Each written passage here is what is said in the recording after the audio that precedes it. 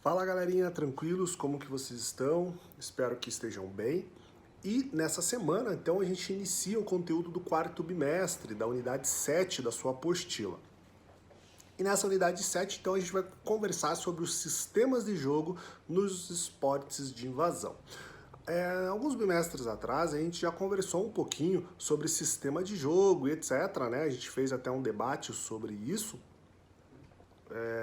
Falando especificamente mais do futebol, né, na época. E hoje nós vamos aprofundar um pouquinho mais o nosso tema também sobre sistema de jogo. Vamos falar especificamente sobre isso. Então, como a gente já conheceu então um pouquinho da história, as regras básicas e também dos fundamentos do basquetebol, também nos bimestres anteriores, agora a gente vai usar todo esse nosso conhecimento e ainda aprender um pouquinho mais da aplicação do sistema tático que são os utilizados nesse esporte especificamente. Então, o que são os sistemas táticos, né?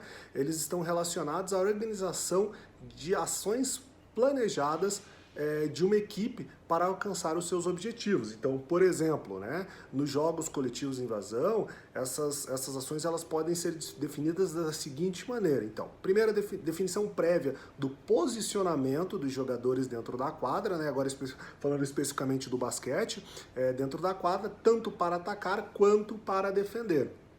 Ou a antecipação por meio de estudo, como que funciona, do que pode acontecer, né, nas situações ofensivas e defensivas durante o jogo. Ou seja, podemos dizer que o sistema tático nada mais, nada menos do que o planejamento prévio das ações que serão tomadas durante uma partida.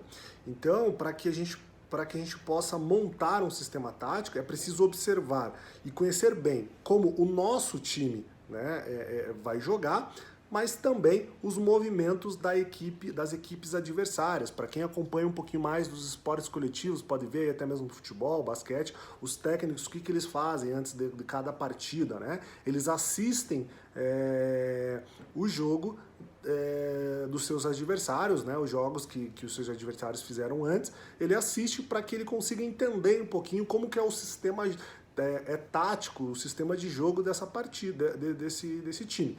Claro que não necessariamente vai ser igual, né? Mas ele procura ter uma base, mais ou menos, de como que o técnico gosta de montar as suas equipes. E dentro disso, ele estuda, faz um scout, né? Que a gente até já conversou sobre isso, sobre o que é o scout, né? Que é uma análise do time e às vezes especificamente até de alguns atletas específicos para saber como que eles jogam, para que eu consiga montar a minha equipe. Então, por exemplo, aí só para vocês entenderem, para quem assistiu aí as finais do basquete, né, o Miami contra o Los Angeles Lakers, então eu vou assistir o jogo do Lakers, por exemplo, para ver como que o LeBron joga, né, quais são as características dele. Dentro disso a gente vai conversar lá na frente. Então o LeBron James, que é o maior atleta aí do Lakers, né, e do mundo hoje, na atualidade, eu vou estudar para ver como ele joga, como que eu vou fazer para marcar ele,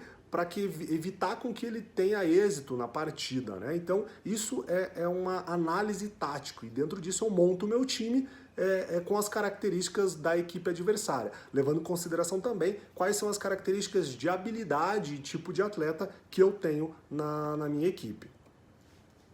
E para vocês entenderem um pouquinho, a gente vai falar um pouquinho sobre ataque e defesa no basquete. Então, como vocês já sabem, então o basquete é um esporte de invasão, como a gente já conversou, e você já também tem entendimento do que é o esporte de invasão, né? Que o objetivo da equipe é você atacar e ao mesmo tempo você se defender, e tem como objetivo levar a bola até o campo adversário, marcar um gol ou uma cesta, né? Específica agora do basquete. Então, isso é considerado um esporte de invasão. Ao mesmo tempo que você ataca, você também tem que se preocupar em se defender. Então, portanto, durante uma partida, uma equipe deve buscar algumas formas táticas. Por exemplo, né, o objetivo de atrapalhar ou desorganizar as tentativas de ataque da equipe adversária, né, desestabilizar os pontos fortes, as estratégias e até mesmo as táticas ofensivas ou ofensivas do oponente, né? Que daí, voltando ali o exemplo da final do basquete que eu dei do Miami e o Lakers, né? Especificamente eu vou estudar a equipe, eu vou falar específico do Lakers, né? Que foi a campeã, eu vou estudar a equipe do Lakers para ver como que eu vou montar essa minha equipe e para evitar, né? Que ela tenha êxito nos seus ataques e até mesmo nos seus defesas. Então eu vou procurar os pontos fracos da equipe para que eu monte a minha equipe para vencer a equipe adversária, né? E manter o equilíbrio entre a sua própria organização, que é aquilo que eu falei. Ao mesmo tempo que eu tenho que me preocupar em defender a minha equipe, né? Defender a minha equipe, eu também tenho que me preocupar que eu tenho que fazer com que essa equipe jogue, ela ataque. Então, normalmente as partidas de basquete, elas são compostas de uma grande variedade de situações que se sucedem rapidamente, por ser uma partida muito rápida, né? Um esporte muito veloz, então há uma variação muito rápida, ou seja, é o andamento do jogo que vai determinar os componentes ofensivos e defensivos de cada equipe e de cada jogador.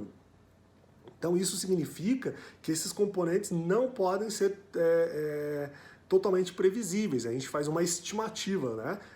Porque tudo durante um jogo pode mudar. Como eu falei, eu posso assistir os jogos anteriores da equipe anterior, da equipe que eu vou jogar, porém o técnico vir com uma proposta totalmente diferente. E ao mesmo tempo ali eu vou ter que me reorganizar rapidamente mediante aquilo que está sendo proposto de jogo, né? Então, por isso, a comunicação entre os jogadores, né, os componentes dessa equipe são muito importantes, jogadores e o técnico também, que tem a visão desse jogo para que, naquele momento que há uma mudança de tática, tanto da equipe adversária, a minha equipe também consiga se comunicar e, ao mesmo tempo, fazer essa mudança também para que a gente não saia derrotado e por aí vai.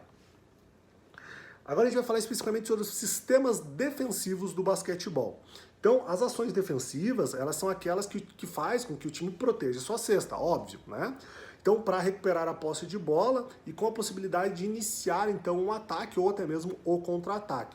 Um exemplo de ação defensiva é a contenção do ataque adversário, ou seja, quando o time que está sofrendo o ataque cria dificuldades para a movimentação dos atacantes da equipe adversária. Então isso pode ocasionar, né, situações que favoreçam o erro dos arremessos e até mesmo do passe do adversário. Consequentemente, a minha equipe fazendo a recuperação da bola. Ou seja, eu vou me posicionar na quadra, tentando dificultar com que o atleta da equipe adversária chegue próximo da minha cesta, ou ele execute um movimento de arremesso à cesta, ou passe com êxito. Então a gente vai fazer a marcação, né?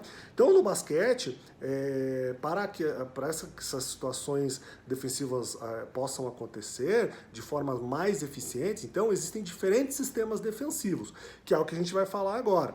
Então a gente tem a marcação individual, como o nome já diz, então cada defensor, né, cada atleta é responsável por marcar um ou dois, dos atacantes da equipe adversária. Então assim se posicionando na frente dele, né, para o adversário, sempre de costas para a sua cesta. Então eu estou jogando de frente para o meu marcador. E também a gente tem a marcação por zona. Né? O que seria essa marcação por zona? O time defensor, então, ele marca por setores da quadra, né, a fim de cobrir os espaços. A gente não marca o atleta, então a gente se posiciona nos setores da quadra e assim a gente vai marcar o atleta que vai passar por ali, né, criando então um movimento de movimentação do ataque da equipe adversária. Então a marcação por zona ela pode ser feita das formas diferentes. Por exemplo, A2-1-2, A2-3, também chamada como defesa de pares, né? E o sistema de jogo 1-3-1 e 1-2-2, que eu vou mostrar para vocês agora. Então, como vocês podem ver aqui, tem na apostila de vocês, aqui nós temos o sistema de jogo 2-1-2, correto? E aqui nós temos o sistema de defesa 1-3-1. E também tem o sistema de jogo 1-2-2, que é onde esse atleta que está aqui ao centro, ele vem à frente do garrafão e vai fazer uma movimentação, vai fazer a marcação, onde fica 1-2-2. Então esses são alguns sistemas de defesa, né? Ou seja, nesse sistema de defesa por zona, como eu falei, o atleta ele não vai marcar especificamente um jogador, que nem é feito na marcação individual. Então eu defino lá, por exemplo, o Jonas vai marcar especificamente aquele atleta. Ou seja, onde aquele atleta percorrer a quadra, o Jonas vai atrás desse atleta. Na marcação por zona, não. O Jonas ele joga por ala, de ala, por exemplo, daí já vou conversar com vocês sobre as posições. Ele joga de ala, então ele vai marcar os atletas que passarem naquele setor ali, certo? E também a gente tem a marcação combinada. O que é a marcação combinada? São onde alguns defensores marcam setores da quadra, né, que seria a marcação por zona, e no sistema característico por zona, como eu falei. Porém, a gente tem alguns jogadores específicos que fazem a marcação individual. Então, por exemplo, eu vou voltar ao jogo do Lakers, né, e do Miami, da final aí que teve semana passada. O Jonas vai marcar o LeBron James, que é o astro da equipe do Lakers. Então, o Jonas vai marcar especificamente aquele atleta. Os demais jogadores, eles vão fazer a marcação por zona. Por quê? Porque o atleta da equipe adversária é o que é o mais habilidoso e etc. Então ele requer uma atenção especial, ele requer que a gente faça uma marcação individualizada nele. Então essa é a marcação combinada. Já nos sistemas ofensivos, então, o que a gente tem? É quando uma equipe obtém a posse de bola, né, e ela luta para manter, ou seja, ela dentro do jogo ela mantém. Então dizemos que ela está em uma situação de ataque. O objetivo final dessas ações no ataque é fazer a cesta, né, e marcar a maior quantidade de pontos para que você vença. Então, para isso, é preciso que os jogadores tenham uma boa movimentação, então buscando fugir da marcação e gerar o desequilíbrio na equipe adversária. Enquanto a equipe adversária vai procurar as posições e os locais para evitar com que a equipe chegue até a sua cesta, a equipe que está atacando também tem que fazer essa movimentação para que facilite o arremesso à cesta ou o passe para o seu companheiro. Então, a gente pode resumir as situações de defesa ou melhor, de ataque, de duas formas. Então a gente tem o ataque posicionado, que é o sistema ofensivo que ele é organizado em função do sistema defensivo, né, da equipe adversária, para explorar os pontos fracos. O que vai determinar esse tipo de organização de ataque são as movimentações específicas definidas para cada atacante. Ou seja, ao mesmo tempo que a equipe adversária vai estudar você, né, para ver como que ela deve defender, ela também vai estudar os seus pontos fracos da sua equipe de defesa para que ela consiga atacar. E a gente tem um outro ponto que é o contra-ataque. E o que seria esse contra-ataque? É o tipo de ataque que é realizado após a recuperação da bola, né, da posse de bola na defesa. E precisa ser rápido, né, porque ela aproveita uma situação de superioridade numérica, né, em relação à defesa adversária. Então, por exemplo, a equipe está atacando a minha equipe, ele foi tentar fazer o arremesso à cesta, eu consegui interceptar esse arremesso ou o passe, então eu disparo em velocidade para o campo adversário, com o maior número de atletas possível, ou sozinho, enfim, porque eu pego de surpresa essa equipe que está com a defesa desmontada. E aí, então, nós caracterizamos essa jogada como uma jogada de contra-ataque. Então, essas situações que proporcionam situações de contra-ataque, então normalmente é a bola interceptada, né, ou roubada pelo defensor após um rebote ou defesa que é realizada. Assim, então, como os outros esportes coletivos, né, que são jogados de alto nível, especificamente falando, e de alto rendimento de competição, no basquete, os jogadores eles se especializam numa posição, né, para atuar em posições específicas. Por exemplo, no vôlei, a gente tem o levantador, a gente tem o líbero, né? Então, são posições específicas e o atleta só vai jogar naquela posição, e tem uma numeração. Por exemplo, no vôlei também, a gente tem a posição 1, 2, 3, 4, 5 e até a posição 6 dentro da quadra. E no basquete não é diferente. A gente tem 5 posições com numerações. A primeira posição, então, posição 1, que a gente chama, né? Que posição que você vai jogar? Vou jogar na posição 1. Essa posição 1, então, ela se caracteriza onde fica, é o armador ou o armador organizador. Qual é a característica desse jogador? Então é conduzir a bola e organizar a equipe, é aquele atleta que joga no centro, né? Então voltando aqui, ó, é o cara que vai jogar mais no centralizado ali, que vai fazer a distribuição de bola. Ele não necessita ser tão alto, né? Porque ele vai fazer as jogadas de criação de ataque, vai conduzir a bola até o ataque e daí vai passar para os outros atletas para fazerem a movimentação. A gente tem na posição 2, então, a gente tem um armador arremessador, ou segundo armador, ou ala armador. Qual que é a função dele? Então, auxiliar na organização do ataque, na condução de bola e nos arremessos distantes da cesta. Quem joga mais como ala necessita, de certa forma, ter uma estatura um pouquinho melhor. Vocês podem ver lá na página 8 da sua apostila, então, a classificação aqui dos seus atletas. Então, se tiver dúvida ali, quando eu estou falando aqui, vocês podem abrir na página 8 de vocês lá e verem essas posições, fica mais fácil. Na posição 3, então, a gente tem o ala ou o ala menor, né? Qual que é a função dele, então? Arremessos de longa e média distância, né? E nas tentativas de invadir o garrafão, ou seja, aquele atleta que vai aprofundar na invasão do garrafão da equipe adversária. Na posição 4, então, a gente tem o ala maior, ala de força, né? O ala pivô ou pivô de cima. Qual é a função desse atleta? Então ele fazia arremessos mais próximos do garrafão, né? E disputar os rebotes lá embaixo da cesta. E na posição 5 a gente tem o propriamente dito pivô. Qual é a função do pivô, então? Arremessos de dentro do garrafão e a disputa de rebotes. Geralmente o pivô é o jogador mais alto, né? Que é aquele cara que vai jogar embaixo da cesta mesmo, que ele vai tentar fazer os arremessos ou disputar a bola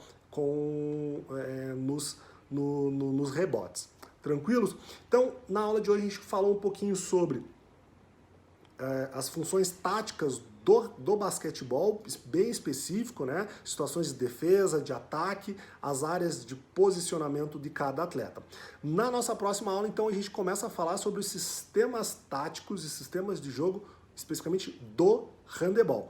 Nesse bimestre, como eu falei, então nós vamos falar especificamente sobre sistemas de jogo, para que vocês consigam entender, já que regras e histórico a gente já estudou tanto do basquete quanto do handebol nos bimestres anteriores. Tranquilo então, galera? Até a nossa próxima aula com conteúdo de handebol, dos sistemas táticos do handebol. Tranquilos? Então, até mais, fiquem bem e até a próxima aula.